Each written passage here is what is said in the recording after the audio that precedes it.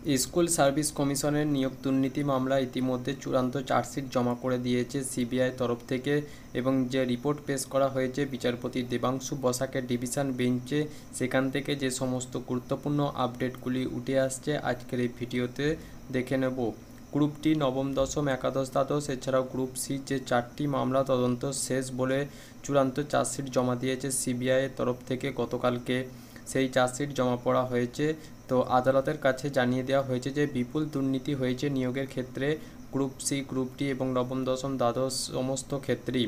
এসএসসির তরফ থেকে কলকাতা হাইকোর্টের ডিভিশন বেঞ্চে একটি হলফনামা, এছাড়াও ওএমআর সিট কেলেঙ্কারি থেকে র্যাঙ্ক জাম্প করে কতজন চাকরি পেয়েছিল তারই একটি তালিকাও কিন্তু প্রকাশ করা হয়েছে।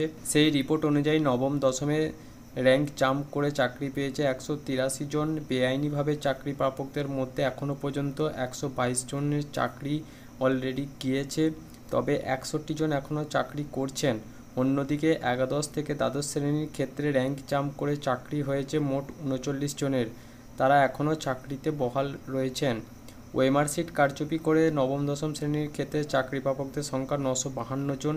এখানে একাদশ দ্বাদশ শ্রেণীর ক্ষেত্রে 907 জন। এসএসসির কোনো সুপারিশ ছাড়াই গ্রুপ সিতে চাকরি করছেন 57 জন, এছাড়া গ্রুপ ডিতে 170 জন। এছাড়াও ওএমআর সিট দুর্নীতি চাকরি পেয়েছে বেশ কয়েক হাজার চাকরি প্রার্থী, তাদের এখনও ডাটা আসেনি কো।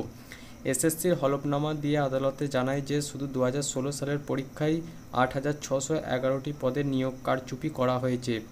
সিবিআই যে চূড়ান্ত রিপোর্ট বা চার্জশিট দেওয়া হয়েছে তাতে সন্দেহ তৈরি হয়েছে যে 8000-এরও বেশি চাকরি প্রার্থীদের ভবিষ্যৎ নিয়ে খেলা করা হয়েছে। মামলা শেষে সেই সমস্ত প্রার্থীদের চাকরি আদৌ বহাল থাকবে কিনা তা নিয়ে সংশয় তৈরি হয়েছে অনেকেরই মনে।